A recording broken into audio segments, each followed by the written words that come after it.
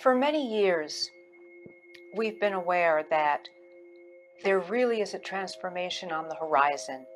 And what that also means is that in order for a transformation to take place, the structures that have been present, that have been enforcing the system, those structures will need to crumble. They will need to disintegrate in whatever way that they do. In order for, the metaphor of the phoenix to rise, we see the way that the dust settles first. And we're in a very, very interesting time right now where we're in the midst of that, where we can see so many structures, what seemed to work in the past, the kinds of businesses that 10 years ago were prosperous are defunct now. There's no more reason for them to be there if they haven't kept up with that evolutionary spiral. There's so many things that people are realizing with education, that education hasn't kept up with getting people prepared for what the future is, because it's all happening so quickly that it's hard to predict. But what is important is supporting people in becoming empowered, becoming creative again, really helping them retrieve the creative self and being able to collaborate, to co-create, to work together, because the synergy that that creates is extraordinary. So many of the different ways that our society and our economy and our political system works are just not working. And it becomes so evident when we look out and we see the distinctions, that there are very differences between what seems to be what's on the left and what's on the right. And it really is confusion, that at the bottom of it, that kind of control is not appropriate anymore. There's something rising up. And I believe that our generation had a piece of it, but didn't have the wisdom and experience yet to understand and to be able to welcome what was possible. And the millennials are that generation that has seen it, has a deeper understanding of it, and also has a very visceral experience of knowing, I don't want to be a part of what this system is right now. I don't fit in, it doesn't feel right, and my life is more valuable than just being a piece of the economy. And they don't want to be told what to do the way we didn't either, but then we did go ahead and accept it. I know that Greg and I found that we didn't really fit into the employment picture, and at the core of that, we found that we were entrepreneurs, that we were going to pursue our purpose. We were going to go back into that connection, that spiritual connection with soul, to determine what is our service, what is it that we can contribute to the good of all. And so that's very different than so many of the other ways that the majority of people have conducted their lives. Millennials are getting a bad rap in a lot of ways because people look at them and say, oh, well, they're entitled, they're spoiled, their parents told them they could be anything, they could do anything.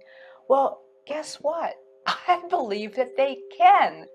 And what I want to do is offer them a hand to say, you are a very wise and a shining star.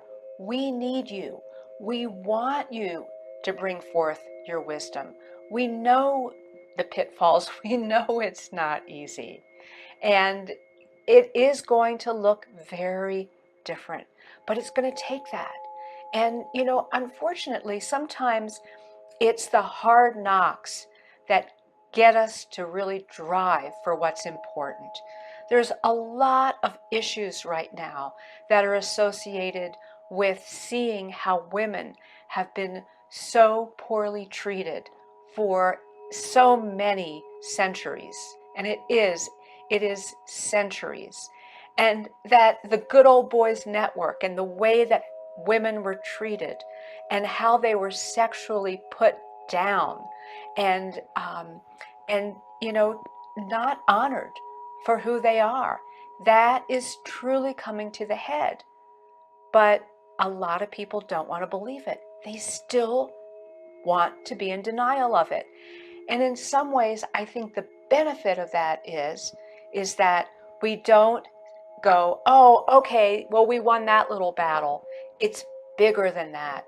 It's getting down to being valued, being respected, and being able to allow women to come forward as dynamic, empowered, and loving beings that we are, without being snickered at, without having to deal with the negatives that we've had to deal with, without the glass ceiling that has kept women from what is rightfully theirs.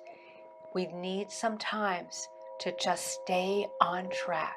And I think the fact that the millennials have a difficult time fitting in, that the job market isn't something that they feel really treats them as whole beings that they are. It doesn't really honor their sensitivity.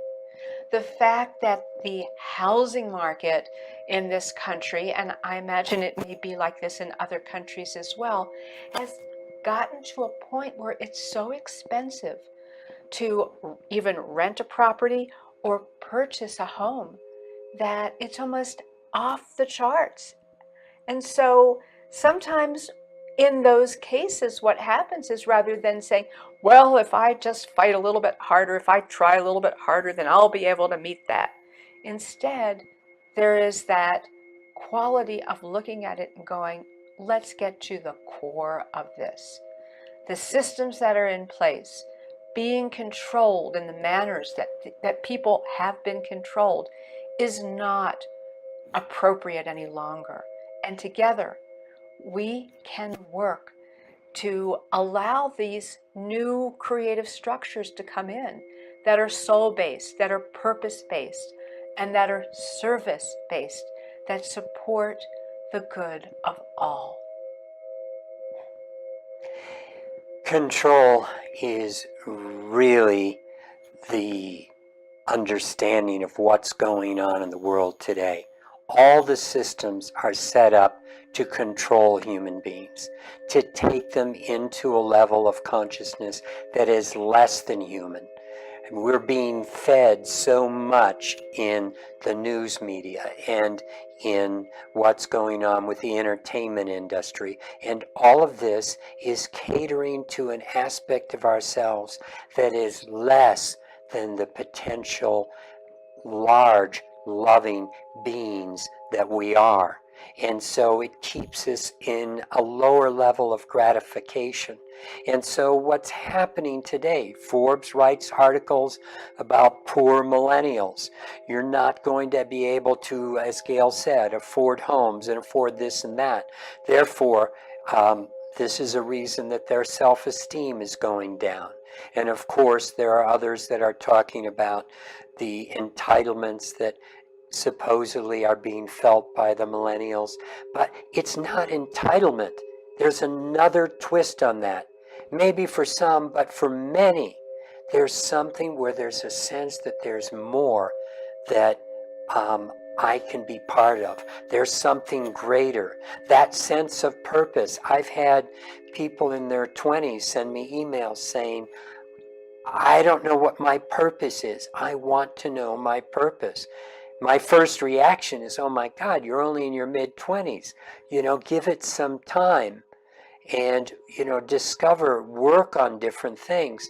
But still, it's that driving force within so many young people. They look at the world the way it is now and realize it's broken. And we realized that in the 60s. we could take it so far, and then we were absorbed by the culture, and we were absorbed by, getting jobs and falling into line with a lot of people. As Gail said, we never fit in, and we ended up creating our own business and working with geometry and working with consciousness. And we started that almost 40 years ago, and over 33 years as a business.